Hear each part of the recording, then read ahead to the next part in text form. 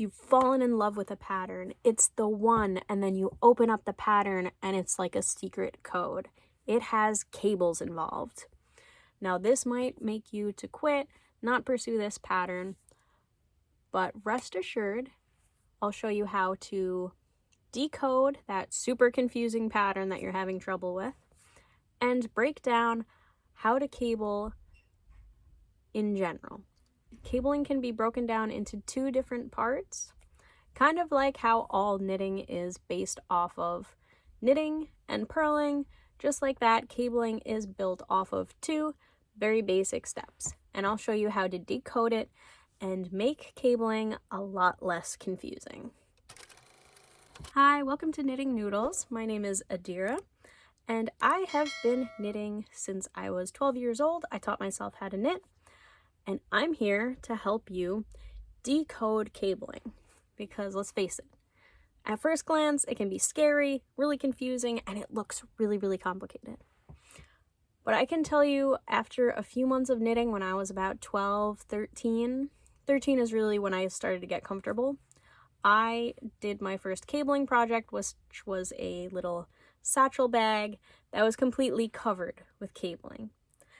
And I was able to decode it and figure it out. It took a lot of tears and a lot of redoing it. And I'm here to help you avoid those tears and those hours of struggles. Now, there are as many different types of cabling as there are fish under the sea. There's anything from twists to X's and O's to basket weave looking cables. The possibilities are endless, but when you look at cables, they are all broken down into two very simple parts. Just as how knitting can look super complicated, but when you break it down to its most simple level, it's just a combination of knit stitches and purl stitches. So let me get right into the very basics. We'll go over first what you need in order to cable. All right, for cabling, what you're gonna need is, of course, your yarn, using this nice cotton and linen blend. And then I am going to be using straight needles. You could use double point, you can use circular needles, but to show you the basics, I'm going to be using size 7 straight needles, which is a 4.5 millimeter. Now for the cabling aspect of it, you can either have a cabling needle. This is one that I was handed down when I first started knitting. I think one of my grandmothers actually knit, so I got all of her old stuff, and this was the cable needle that came with it. So you could get one of these. There's a few funky looking ones, but this one I believe is one of the types of cabling needles. Alternatively, if you don't have this, don't worry. A double point needle is best, but you could also use another straight needle if you don't have a double point. Now, if you don't have any of these, there is a way how to do it without any needles at all to hold the stitches. However, as a young knitter, I couldn't imagine doing that because that involves dropping stitches, which is super scary for someone who is first starting out. So I would recommend using a needle to hold your stitches if you're just learning how to cable. Now, a twist is the most basic type of cable, which is what we're going to be doing. The book that I have has it written really weird here. It has it an 8 stitch right knit cross, which is, I guess, one of the ways you can see it. Usually these patterns come with a key, which you'll see over here, which it'll be decoded there for you. So you can see 8 stitch right knit cross. It means to slip the next 4 stitches to a cable needle and hold at the back of the work. Knit the next 4 stitches from the left needle, knit 4 stitches from the cable needle. Alternatively, what you could see is cable 8 back. So it would be C8B, or if it's saying to hold it in the front, it's going to be cable or a C8 and then F for front. Now I'll show you what that means. All cabling has 2 basic building blocks. we either are cabling by holding loose stitches to the front of the work, knitting from the left needle, and then picking up from the stitches we put on here, or we're taking those stitches, holding it to the back, knitting from the left needle, then taking from our holder. So those are the two different types of cabling. You'll see front and you'll see back. That just means the direction in which you're holding the spare stitches on your cabling needle. The other thing that you'll see always is it gives you a big number. It'll say cable 4 or cable 8 even. It almost always will be an even number. What that means is you're not taking 8 stitches onto your holder. You are working with the next 8 stitches. So you're going to take half of that number. So if it says 8, you're going to take 4 stitches onto your holder, work the next 4 stitches, and then take the 4 stitches that you put aside on the holder.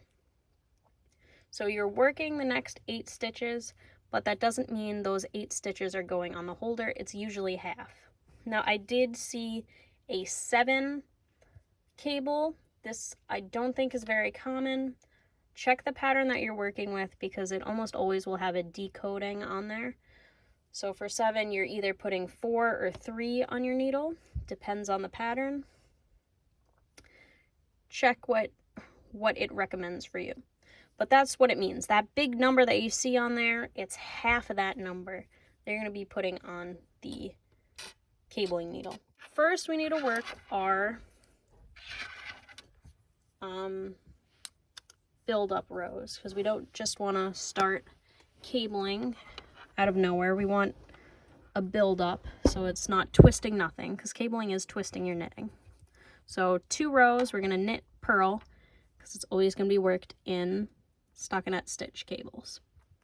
So knit the first row, purl the second row, then come back for the cables. All right, so we have our 10 stitches. We knit and purled. So what we're gonna do is we're gonna do 2 small twists. Twists are the easiest, most basic cabling stitch that you can do. It involves in each row of twist, I have something here. This row of twist involves only cabling to the front. So in each twist, you're only holding to the front. Now I'm going to show you how to do it to the front and also to the back. So these 2 twists are going to be facing towards each other, almost like they're spiraling towards each other. And you'll be able to see the difference between holding to the front or holding to the back. So let's get into this. Okay, because we only cast on 10 stitches, we are going to be working a 2-stitch cable, which involves only working with the next 1 stitch. So to start off with, we have 10, so we want our cables to be framed. So let's see. We'll do 2, 2, and 2. That works out perfectly. The first stitch in here, we're going to knit. Next one, we're going to purl because we want that cable to stand out and be framed. So purl. You could alternatively purl both of these stitches. I prefer to have a little knit stitch at the end as a frame. So first cable length that we're going to be doing is we're going to be doing a hold in front cable. So you'll see on here, both of these are hold in front. You can see it pops to the front. Same thing here, it pops to the front. I'm going to be doing 2 different ones, a hold to the front and a holds to the back. So you'll see the difference, and these 2 spirals, instead of mirroring each other, or instead of being parallel to each other, they're going to mirror each other and look like they're spinning towards each other. So because this is a cable 2, that means we're only going to take the next 1 stitch. So you take that big number that it gives you, cabling this number, and you divide it in half. That's how many stitches are going on your placeholder needle. So we slip the next stitch instead of knitting it onto our placeholder. This one we're going to hold in front. We're going to knit the next stitch on the needle as if this holding one doesn't exist. Keep leaning to one side. Then we're going to take the needle we put on the placeholder and we're going to knit it off of there. You can already see there's a little twist happening. You're not really going to be able to see it until you're a few rows in. We're going to purl 2 stitches to frame the next one. Now again, we're going to take our holding needle. We're going to slip the next first stitch off, but instead of holding in front, we're going to take it to the back. Then you're going to take your needle, make sure it's not twisted around the holding needle. Make sure it's as if the holding needle doesn't exist. It's just hanging out back there. You're going to knit the next stitch. You're going to take your yarn, bring it around the back of your holding needle, and then you're going to knit this stitch off of the holding needle. Then you're going to purl 1 or 2, depending what you decided to do, and knit that last one. And let's see if we can see on here. There's a slight difference, a slight twist. And what we're going to do here is we're going to work 3 rows without doing any cables. What this does is it elongates the cables, as you can see here. It stretches them out. If you did cable on top of cable, it would be a very small, thick, twisted rope, which maybe that's the style that you want. But if you want more of an elongated, which I think makes these cables pop a little more, you want to work a few rows in pattern without doing those twists. So what that would mean is because we're alternating knits and purls here, we want to repeat whatever that is on the other side. So for mine, what I did is I knit, I purled, I did that 2-stitch cable, I purled 2, did that 2-stitch cable, purled, and knit. So what that means on the flip side is that first stitch that I knit, I would have to purl. Next stitch is a purl, which means I'm knitting it. Next 2 stitches are cable, so we're purling those. And again, the next 2 stitches are purls on the other side, so I am knitting those.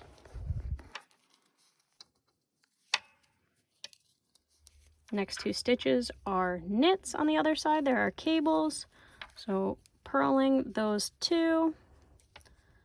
Oop. Next one is a purl on the other side, so we're knitting it on the back side, and then purling the last one. Then we're going to repeat that on the front side. So the basic pattern for this is on right sides that you're not cabling, you're going to knit 1, purl 1, knit 2, purl 2, knit 2, purl 1, knit 1. On the back side, if you're following this same pattern, you're going to purl 1, knit 1, purl 2, knit 2, purl 2, knit 1, purl 1. If you decided to do both stitches at the beginning purls, on the front side it would be purl 2, on the back side it would be knit 2. So just remember what pattern you're working with so you know what stitches to do when you are not doing the cabling part of the pattern. As if you just knit across or if you just purl across, that will make the entire thing disappear and will look really weird when you start the cable row again. So just keep that in mind. All right, and then we'll come back for the next cable row. All right, we finished the 3 rows, and now we're on to another cable row. So this is, you would call this a 4-row repeat. That means every 4 rows you repeat what you just did. So we're repeating the first row of the 4-row repeat. What we're going to do is slip the first stitch onto our holder or spare needle, whatever you're using, knitting the next stitch as if that placeholder does not exist. Then we're going to take that put to the side stitch and we're going to knit it off of our holder. This is the one thing that kind of stinks about this really small cable needle, is it can be a little harder for the bigger needles to get the cable off of it. I know they do sell them in different thicknesses, but that's just the one I have, and I have worked with it. Alright, and then this side, I'm going to take that stitch and we're going to put it to the back. So flip this to the back. Make sure this does not wrap around the stitch. We want to make sure that it is in front, our working yarn is in front of the cable holder. We're going to knit 1 stitch from the left needle. We're going to take our yarn and wrap it around the back of the cable holder and then knit the stitch that it is holding. Then to finish the row, we're gonna purl and we're gonna pop that stitch off and we're gonna knit just like that. And look, you can kind of see how the pattern is emerging. I'm gonna go ahead and work a few more rows of this so you can really see what it looks like, let's say 4 or 5 repeats down the line. Right, I actually went ahead and finished this. I ended up doing 1, 2, 3, 4 repeats on here, and you can really see the cabling. Now this is a 2-stitch cable, so it's not as defined as, say, a 4-stitch or an 8-stitch. This one right here, this cabling, you can see it's a lot more defined than this one. This was a 4-stitch. So the more stitches that you have that you're working with is gonna make the cables pop out a little bit more. It also depends on the material that you're working with. It is ideal to use materials that have more grip to it. So this is a cotton and linen. Linen is a little rough, so it does make it pop a little bit. Versus if I was using bamboo, which is very slippery, doesn't grip onto each other very well, the cabling that you do in that isn't gonna pop out as much. It really helps having that grip there. So wool is, if you've ever seen the legendary Irish sweaters, the gorgeous cable work that's done there, that's entirely in wool, and wool takes cabling so well. So the best material to use for cabling is definitely wool, but you could honestly use anything. Anything can work, just if you want cables to pop more, you're gonna want something like wool or untreated wool even that has more grip to it. And there are so many different ways to cable. Like I said, you can, needle rolling in, you can use a double point needle. You could use that cable stitch holder. There's even ways you can do it where you keep the stitches on the needle and you kind of go back and forth like that. You can drop the stitches off the needle, work the next one, and then go from there. The dropping the stitch though is kind of, even for me still, is a little scary, especially for a more slippery material. That is the beginner guide on how to cable. Now remember, this applies to all different types. If you see an 8-stitch cable, you know that you're only gonna put the next 4 stitches on the needle, and you're either gonna put it into the front or into the back. Those are the only 2 options. Then you knit the other stitches, then pick up from there. It honestly is very easy, just the idea of it can be confusing. So I hope this really helped you. It helped simplify cabling. As long as you know how to knit and purl, you can do cables. All right, I will see you all next time for the next video. Bye.